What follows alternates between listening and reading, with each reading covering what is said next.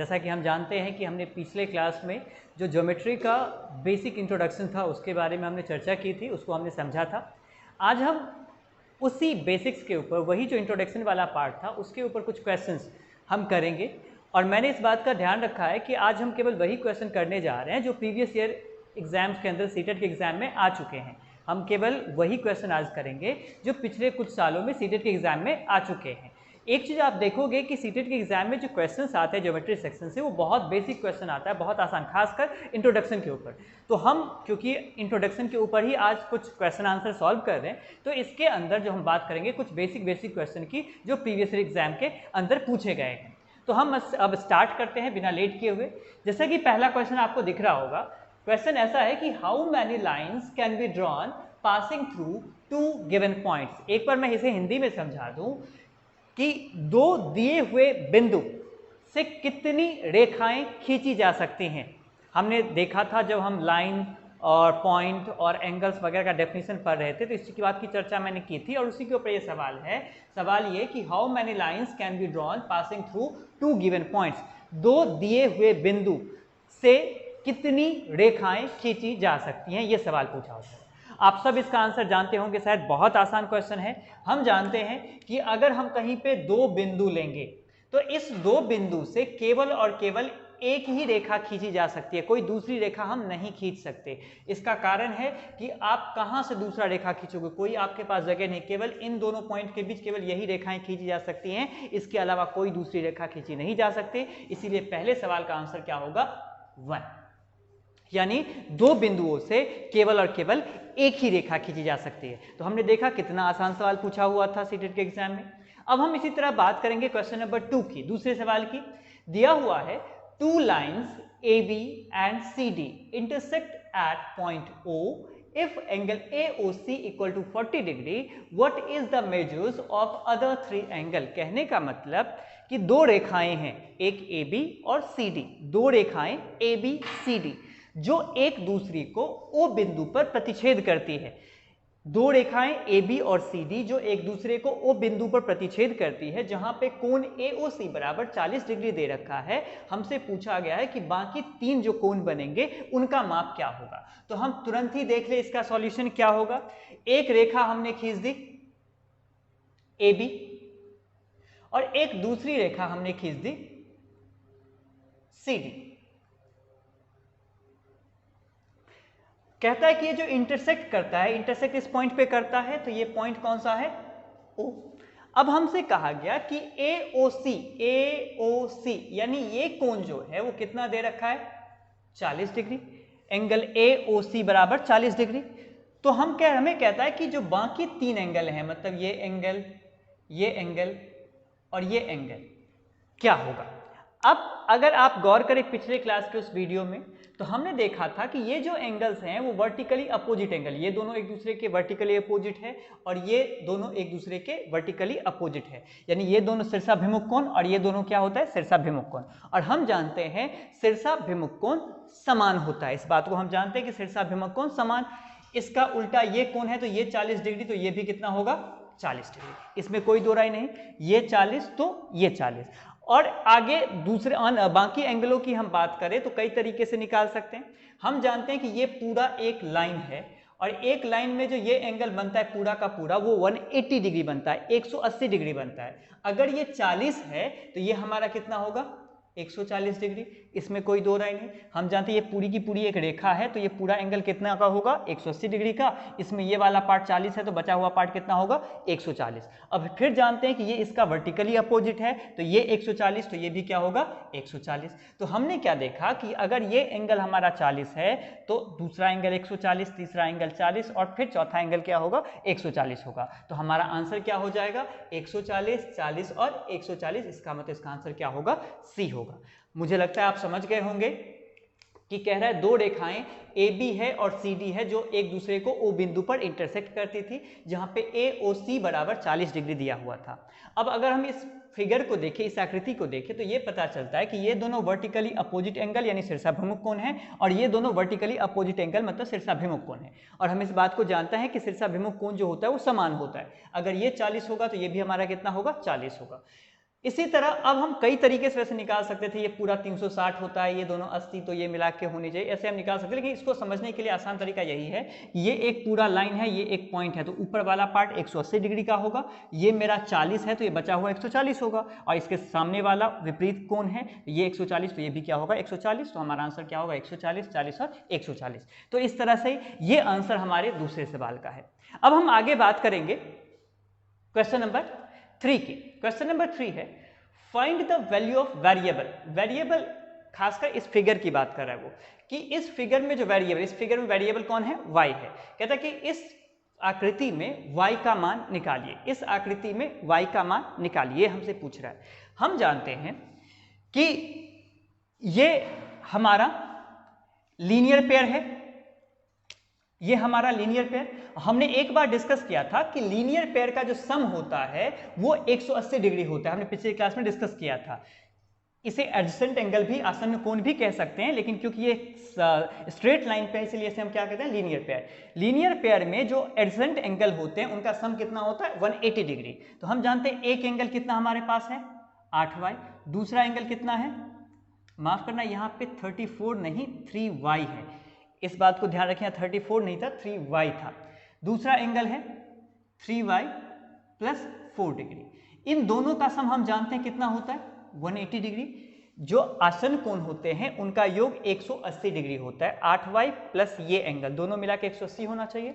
8 और 3 11y plus 4 degree उधर जाके माइनस होगी, 180 में से 4 घटा देंगे तो 176 डिग्री। हम जानते हैं 11 से काट सकते हैं, 11 कम 11, 6 66, 11 6 66। तो हम जानते हैं y बराबर कितना आ गया 16 डिग्री, यानी इस सवाल का आंसर क्या होगा 16 डिग्री। इस बात को हम ध्यान में रखेंगे कि ये एक लीनियर पेयर है और ये दोनों कोण जो है वो एडजेसेंट एंगल है, ये आसन्न कोण है, क्योंकि इनके बीच एक कॉमन वर्टेक्स और एक कॉमन लाइन है। तो इन दोनों एंगल का सम कितना होगा 180 डिग्री।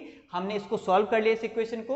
हम जानते हैं 8y plus 3y plus 4 degree था, तो 8 3 11y और ये प्लस 4 डिग्री उधर जाके माइनस हुआ, 180 में से 4 माइनस करेंगे 176 और 11 से हमने काट दिया तो y बराबर कितने आ गए 16, और इसी y वेरिएबल का मान हमें पूछ भी रहा था, तो हमारा आंसर क्या होगा 16 होगा। अब हम बात करेंगे फोर्थ क्वेश्चन की। फोर्थ क्वेश्चन कहता है in the figure if a minus b equal to 80 degree then find a and b। इस सवाल में दिया हुआ है कि a और b ये दोनों एंगल हैं, a माइनस बी 80 डिग्री दिया हुआ है, तो कह रहा है कि a और b का मान क्या होगा। अब एक बात गौर करिए, ये फिर से लीनियर पेयर, और लीनियर पेयर में इन दोनों एंगल का सम कितना होगा 180 डिग्री। तो हम एक तरह से कह सकते हैं कि a प्लस बी बराबर जो होगा वो किसके होगा 180 डिग्री के। a प्लस बी बराबर 180 डिग्री, क्योंकि ये लीनियर पेयर है। ये हम अपने तरफ से इक्वेशन निकाल लिया। एक इक्वेशन इन्होंने दे रखा है, इन्होंने इक्वेशन क्या दे रखा है a माइनस बी बराबर कितना 80 डिग्री। अब एक काम करें कि इन दोनों इक्वेशन को हम जोड़ दें। अगर इन दोनों इक्वेशन को जोड़ देंगे तो प्लस बी और माइनस बी कट जाएगा, a प्लस ए बराबर कितने हो जाएंगे 2a, और 180 प्लस 80 बराबर क्या हो जाएगा 260। ठीक है, तो हम देखते हैं कि 2 से अगर इसको काट दिया जाए तो किसके टेबल में कट जाएगा 130 के टेबल में। तो a की वैल्यू कितनी आ गई 130, तो एक वैल्यू तो हमारा निकल गया कि a की वैल्यू 130 डिग्री। अब हम फिर जानते हैं कि a प्लस बी, या फिर कहीं एक जगह हम रख सकते हैं, ये इक्वेशन हमारे पास दे रखा है कि a माइनस बी बराबर 80 डिग्री। a का मान हमें पता है 130 माइनस बी बराबर 80 डिग्री, माइनस बी को इधर भेजेंगे 80 को उधर भेजेंगे तो माइनस बी उधर जाके प्लस बी हो जाएगा, और 130 में से 80 घट जाएगा तो कितना हो जाएगा 50 डिग्री। इसका मतलब a का मान 130 डिग्री और b का मान कितना होगा 50 डिग्री, इसलिए आंसर हमारा क्या होगा पहला वाला। हम समझ गए होंगे कि ये आपस में लीनियर पेयर है, तो इन दोनों का सम 180 डिग्री, तो हम कह सकते थे कि a प्लस बी बराबर कितना होता 180। एक इक्वेशन हमारे सामने था a माइनस बी बराबर 80, तो हमने ये भी लिख लिया। अब इन दोनों इक्वेशन को हमने प्लस कर दी, तो plus b minus b cut जाएगा, plus minus a plus a बराबर 2a हो जाएगा, 180 में 80 जोड़ देंगे 260 हो जाएगी, 2 से हमने काट दिया तो a का मान 130 हो गया। अब एक इक्वेशन में हमने a की वैल्यू रख दी तो b का मान कितना आ गया 50 आ गया। इस तरह से हमारे सवाल का आंसर क्या होगा 130 और 50। अब हम अगले सवाल की ओर चलें। अगला क्वेश्चन है in a regular polygon each interior angle is 180 degree, find the number of sides of the polygon. हमने पॉलीगन के ऊपर भी चर्चा की थी पिछले क्लास में। अब उसके ऊपर एक सवाल पूछा गया है। सवाल ये कहता है कि एक सम बहुभुज में, एक रेगुलर पॉलीगन में, ईच इंटीरियर एंगल, प्रत्येक आंतरिक कोण 108 डिग्री है। प्रत्येक आंतरिक कोण जो है वो 108 डिग्री है। तो भुजाओं की संख्या ज्ञात करनी है, हमें भुजाओं की संख्या ज्ञात करनी है। अब हम जानते हैं, एक फॉर्मूला मैंने आपको पिछले वीडियो में बताया था कि each interior angle of a regular polygon, इसका फॉर्मूला होता है 2n - 4 into 90 degree upon n। याद होगा कि ईच इंटीरियर एंगल का फॉर्मूला ये होता है। ये हमें दिया हुआ है कितना, 108, तो हम कहेंगे ये बराबर होगा किसके, 108। ठीक है। अब हम जानते हैं इस n को आप उधर भेज दें तो क्या होगा, 2n - 4 into 90 equal to 108n, ऐसा हो जाएगा। अब हम आगे कैलकुलेट करें, इससे मल्टीप्लाई करें, 92 जा 180n माइनस 94 जा 360 इक्वल टू 108n, ऐसा होगा। अब इसको इधर भेज लें, इसको इधर भेज लें, 180n में से 108n घटा देंगे तो 72n बच जाएगा, और माइनस 360 उधर जाके क्या होगा, प्लस के 360 हो जाएगा। अब 72 से हम 360 काटे, कितने टेबल में कटेगा, 5 के टेबल में, तो n की वैल्यू कितनी हो गई, 5। और हम जानते थे कि n बराबर क्या होता है, नंबर ऑफ साइड्स यानी भुजाओं की संख्या होती है। तो इस सवाल का आंसर क्या होगा, 5 होगा। मुझे लगता है कि आप समझ गए होंगे कि दिया हुआ था कि एक सम बहुभुज में प्रत्येक आंतरिक कोण या अंतः कोण जो है वो 108 डिग्री है। प्रत्येक अंतः कोण का फॉर्मूला होता है 2n - 4 इंटू 90 अपॉन n। ये बराबर दिया हुआ था 108 के, तो मैंने बराबर 108 कर दिया। अब कैलकुलेट ही करना था, इस n को उधर जाके उधर भेज दिया, इधर डिवाइड में है तो उधर जाके मल्टीप्लाई होगा, तो 2n - 4 इंटू 90 बराबर 108 इंटू n बराबर 108n हो जाएगा। 90 से मल्टीप्लाई कर दिया, 90 दूनी 180n माइनस 90 चौके 360 बराबर 108। 108 को इधर भेजेंगे, 360 को उधर भेजेंगे, 180 में से 108 घट गया 72n बराबर 360, तो n बराबर कितना आ गया, 5। इस सवाल का आंसर क्या होगा, 5। अब दूसरा क्वेश्चन फिगर बेस्ड है। हमने जो एंगल्स के अलग अलग टाइप पढ़े उसके ऊपर ये क्वेश्चन है। इसमें हमें कहता है कि ये एक फिगर है, x y z सब दिया हुआ है। कहता है कि x यानी ये लाइन, इस लाइन के पैरेलल, इस लाइन के पैरेलल, ये तीनों लाइन x वाला, y z वाला और y वाला तीनों एक दूसरे के पैरेलल हैं, ये दिया हुआ है। और कहता है कि फाइंड ए बी, ए और बी निकालने को। अब एक छोटी सी बात करिए कि अगर x और y पैरेलल है, ये तिरछी रेखा यानी ट्रांसवर्स लाइन है, और हमने देखा था कि ये दोनों कोण जो होते हैं वो क्या होते हैं, बराबर। मैंने कहा था कि जब z बनते हैं तो हमेशा क्या होते हैं, बराबर होते हैं। ये आपको याद होगी अगर, तो जब z बनते हैं तो वो हमेशा क्या होते हैं, बराबर होते हैं। Alternate interior angles are same, जानते होंगे शायद बात का, अंतः एकांतर कोण समान होते हैं। तो हम कह सकते हैं कि अगर ये एंगल 65 है तो ये भी एंगल क्या होगा, 65, ये पूरा। क्योंकि देखिए x और y अभी हम पैरेलल ले रहे हैं, तो ट्रांसवर्स रेखा ये है, तो ये एंगल इस पूरे एंगल के बराबर होगी, केवल इस एंगल के नहीं कह सकते, पूरे एंगल के। तो ये 65, तो ये भी टोटल क्या होगा, 65। उसमें एक चीज दिख रहा है कि ये पूरा 65 है, ये ऊपर वाला 30 डिग्री है, तो नीचे वाला 35 डिग्री होगा, तभी तो 35 + 30 बराबर कितने हो जाएंगे, 65 हो जाएगा। एक बार फिर ध्यान दीजिए, x और y पैरेलल है, तो ये हमारा लाइन जो है, ये वाला लाइन जो है एक ट्रांसवर्स लाइन है। इसमें जो z बनाता है यानी ऑल्टरनेट इंटीरियर एंगल समान होते हैं, ये एंगल बराबर होगा किसके, इस एंगल के। ये 65, तो ये भी मिलके क्या होना चाहिए, 65। उसमें ये 30 है तो दूसरा क्या होगा, 35 होगा, तभी दोनों मिलके 65 देंगे। तो b की वैल्यू तो हमें ऐसे ही हो गई, कितनी, 35 डिग्री निकल गया। अब एक चीज गौर करें, ये एक ही साइड के a और b एक ही, अब पता है कि y और z भी पैरेलल है, तो ये लाइन भी क्या होगा, एक ट्रांसवर्स लाइन होगा, और ये दोनों एक ही साइड के एंगल हैं, तो इन दोनों का सम कितना होता है, 180 डिग्री। ये भी मैंने बताया था। तो हम कह सकते हैं कि a + b ये दोनों मिलके कितना होना चाहिए, 180 होना चाहिए। उसमें पता है a हमें निकालना है, b की वैल्यू कितनी है, 35 बराबर 180, तो a बराबर कितना हो जाएगा, 180 माइनस 35 बराबर कितना, 145 के। तो इसका आंसर क्या होगा, a का 145 और b का कितना होगा, 35 डिग्री। इस बात को आप ध्यान में रखेंगे।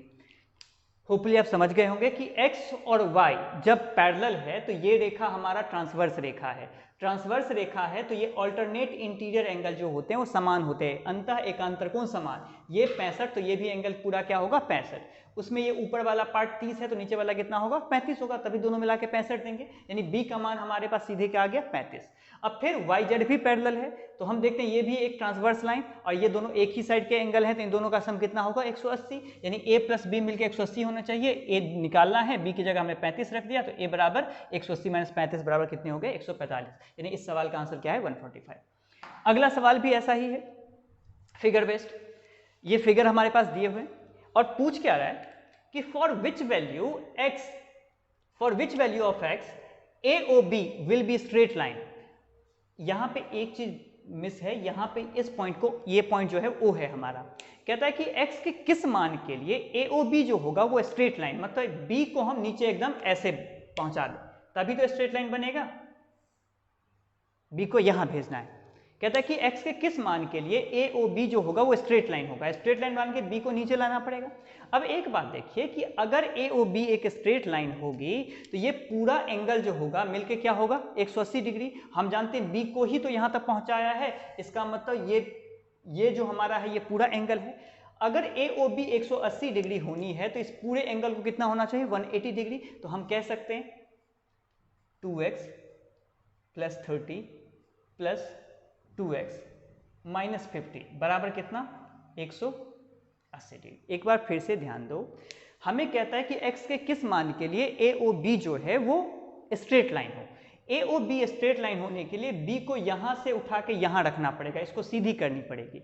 इसका मतलब ये पूरा कोण बराबर कितना होगा 180। हम जानते हैं ये पहला कोण 2x माइनस 50 है, दूसरा कोण 2x प्लस 30 है। b को भले नीचे भी कर दे तो एंगल तो यही रहेगा, इसका मतलब इन दोनों का सम कितना होना चाहिए 180। अब हम सॉल्व कर लेंगे, 2x प्लस 2x बराबर 4x प्लस 30 का माइनस का 50 तो माइनस 20 बराबर कितने होंगे 180, माइनस 20 उधर जाके प्लस 20 हो जाएगा तो 4x बराबर कितने हो जाएंगे 200, और 4 से 200 को काट दे कितने टेबल में 50 के टेबल में, x का मान कितना होगा 50, यानी x की वैल्यू क्या होगी 50 होगी। x का मान 50 होगा तभी ए ओ बी क्या होगी एक स्ट्रेट लाइन यानी सीधी रेखा होगी, इस बात को ध्यान में रखेंगे। अब हम बात करेंगे अगले सवाल की। The sum of all the interior angle of a polygon is 1260 degree. Find the number of sides. कहता है कि एक बहुभुज के सभी अंतःकोण का योग जो है वो 1260 है। एक बहुभुज के अंतःकोण का योग 1260 है तो भुजाओं की संख्या। हम फिर जानते हैं कि एक बहुभुज के अंतःकोणों का योग का जो फॉर्मूला होता है वो होता है 2n माइनस 4 इंटू 90। आपको याद होगा कि अंतःकोणों के योग का फॉर्मूला 2n माइनस 4 बराबर 90, और ये कितना दे रखा है 1260 दे रखा है। कैसे भी कैलकुलेट करें, 0 से 0 कैंसिल कर देंगे, अंदर मल्टीप्लाई कर दीजिए, 2 9 जा 18n माइनस 9 4 जा 36 इक्वल टू 126 हो जाएगा। 36 उधर जाके प्लस होगा, या फिर काट भी सकते हैं 18 के टेबल में, कोई बात नहीं। 18n बराबर इन दोनों को उधर जाके जोड़ देंगे, 6 6 12 2 3 2 5 1 6 और हो जाएगा। अब हम जानते हैं 18 से काटेंगे कितने के टेबल में कट जाएगा, 18 से इसे हम काट देंगे तो ये हो जाएगा हमारा 9 के टेबल में पूरी तरह से कट जाएगी। इसका मतलब n बराबर हमारे पास कितना आया 9 आया, यानी इस सवाल का आंसर क्या होगा 9 होगा। ठीक है, एक बार फिर से हम गौर कर ले कि दे रखा है कि the sum of the interior angle of a polygon is 1260 1260 degree, find the number of side. हम जानते हैं कि अंतःकोणों का योग का फॉर्मूला जो होता है 2n माइनस 4 इंटू 90, ये बराबर दे रखा था 1260 हमने पुट कर दिया, बाकी कैलकुलेशन थी 0 से 0 कट किया, 9 से अंदर मल्टीप्लाई, 18n माइनस 36 बराबर 126, 18n माइनस 36 उधर जाके प्लस होगा तो 162 हो जाएगा, 18 से काट देंगे 162, 9 के टेबल में कट जाएगी, n बराबर कितना आ जाएगा 9, यानी भुजाओं की संख्या कितनी है 9। इसी तरह 9वें क्वेश्चन की बात करें, find the number of diagonals of a regular octagon. एक अष्टभुज है उसके विकर्णों की संख्या। आपको याद होगी एक फॉर्मूला मैंने लिखाया था कि बहुभुज के विकर्णों की संख्या होती है n इंटू n माइनस 3/2, याद होगा आपको।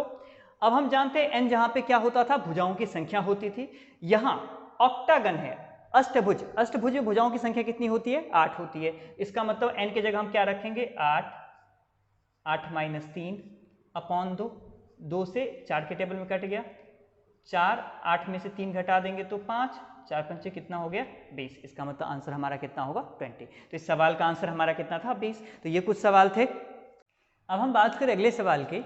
अगला क्वेश्चन है if 5y + 62, 22 + y are supplementary angles, find y। ये दोनों जो एंगल्स हैं वो सप्लीमेंट्री हैं, तो कहता है सप्लीमेंट्री मतलब संपूरक कोण। ध्यान होगा आपको, सप्लीमेंट्री मतलब क्या होता है संपूरक कोण। अगर ये दोनों कोण आपस में संपूरक हैं तो हमें y का मान कहता है। मैंने एक चीज बताया था कि जब दो कोण आपस में संपूरक होते हैं, सप्लीमेंट्री होते हैं, तो उनके जो सम, उनका जो योग होता है वो 180 डिग्री होता है। तो हम कह सकते हैं कि 5y + 62 + 22 + y इक्वल टू किसके होने चाहिए 180 डिग्री। जब आपस में सप्लीमेंट्री होते हैं तो दोनों एंगल का सम कितना होता है 180 डिग्री होता है। अब हम 5y + 1y 6y, इन दोनों को जोड़ ले, 62 और 22 84 इक्वल टू कितना होगा 180 हो जाएगा। अब 6y इक्वल टू 84 उधर जाके माइनस हो जाएगी, 180 में से 84 घटा देंगे तो 96 हो जाएगा। अगर हम 6 से काट दें कितने के टेबल में 16 के टेबल में, तो y बराबर कितना होगा 60। ठीक है, तो हमारा आंसर यहाँ पे क्या होगा, y का ही मान हमें निकालना था, तो y बराबर कितने होंगे 16 होंगे। होपफुली आप समझ गए होंगे कि आपस में अगर दो एंगल सप्लीमेंट्री यानी समपूरक हैं तो उन दोनों का योग 180 होगा। तो हमने दोनों एंगल को जोड़ दिया तो 180 के बराबर होना चाहिए। 5y + 1y 6y होगा, 62 + 22 बराबर 84 होगी, 84 प्लस उधर जाके माइनस होगी, 180 में से 84 घटा देंगे तो 96 बचेगा। 6 से काट देंगे 96 को, 16 के टेबल में कट जाएगा, तो y बराबर कितनी आ जाएगी 16 हो जाएगी। इसी तरह दूसरे सवाल की बात करें, कहता है कि if 2x + 17, x + 4 are complementary angles then find x। कहता है कि अब ये दोनों एंगल्स जो हैं आपस में कॉम्प्लीमेंट्री हैं, मतलब पूरक हैं। इस बात को भी आप जानते हैं कि जब आपस में दो एंगल कॉम्प्लीमेंट्री यानी पूरक होते हैं तो उन दोनों एंगल का सम कितना होता है 90 डिग्री। तो हम कह सकते हैं कि 2x + 17 + x + 4 इक्वल टू कितना होगा 90 डिग्री। सॉल्व करें, 2x + x 3x, 17 4 21, 21 उधर जाके माइनस हो जाएगी तो 90 - 21 हो जाएगा। बराबर हम लिखे तो 3x और 90 में से 21 घटा दीजिए तो 69 हो जाएगी, और 3 से इसे काट दे, 3 दूनी 6 3 3 9, तो x इक्वल टू कितने आ जाएंगे 23। इसीलिए इस सवाल का आंसर क्या होगा 23। थोड़ा जगह कम था लेकिन आप समझ गए होंगे कि अगर दो एंगल आपस में कॉम्प्लीमेंट्री तो दोनों एंगल का सम 90 डिग्री, दोनों का योग 90 डिग्री। हमने जोड़ दिया 2x + x 3x हो गया, 17 4 21 हो गया, ये 21 90 में से घट जाएगा, 90 में से 21 घटेगा तो 69 बचेगी, और 3 से हम काट देंगे 69 को, तो x बराबर कितना आ जाएगा 23 आ जाएगा। तो इस सवाल का आंसर 23। अगला है question number 12। If an angle is thrice of its supplementary then find both the angles। कहता है कि एक कोण जो है अपने समपूरक का 3 गुना है। तो मैं मान लेता हूं कि एक कोई कोण x है और दूसरा कोण जो है अपने समपूरक का 3 गुना है, तो ये दूसरा कितना होना चाहिए 3x होना चाहिए, तभी संभव है। कोई कोण x है उसका 3 गुना क्या होगा उसका समपूरक होगा। कहता है इन दोनों का जो सम होगा, समपूरक है तो इन दोनों का सम कितने के बराबर होंगे 180 के बराबर। फिर से 180 के बराबर कर दिया। 3x + x बराबर कितने होंगे 4x बराबर 180, 4 से कैंसिल कर दे, 4 चौके 16 2 20, 4 पंचे 20, x बराबर कितने हो गए 45 डिग्री। हम बात करें तो एक एंगल हमारा कितना x है, तो ये हमारा कितना हो जाएगा 45। दूसरे एंगल की बात करें तो 3x है, तो हम काट देंगे 45 3 जा क्या होगा 40 120, 5 दिया 15 हो जाएगा, मतलब 135 हो जाएगा। तो इसका मतलब आंसर हमारा क्या होगा 135 एंड 45। ये बहुत आसान question. If an angle is thrice of it supplementary, एक कोई कोण है वो अपने सप्लीमेंट्री का 3 गुना है, तो एक कोण मैंने x माना, उसका सप्लीमेंट्री का दूसरा कोण 3 गुना होना चाहिए, तो 3x होगा। दोनों का सम सब क्योंकि आपस में सप्लीमेंट्री है तो दोनों का सम कितना होना चाहिए 180, बाकी जोड़ दिया, x की वैल्यू 45 आई थी, एक कोण 45 होगा, दूसरा कोण कितना होगा 135 होगा। तो ये हमारे इसके आंसर। अब हम बात करें क्वेश्चन नंबर 13 की। अब इसमें कहता है कि AB और CD पैरेलल हैं, समांतर हैं, तो x का वैल्यू निकालने के लिए एक बार गौर करें। अगर ABCD पैरेलल है तो ये फिर हमारा ट्रांसवर्स, और ये जो है कॉरस्पॉन्डिंग एंगल्स आर सेम, हम जानते हैं, तो ये 70 होगा, तो ये भी हमारा कितना होगा 70 होगा, इसमें कोई दो राय नहीं।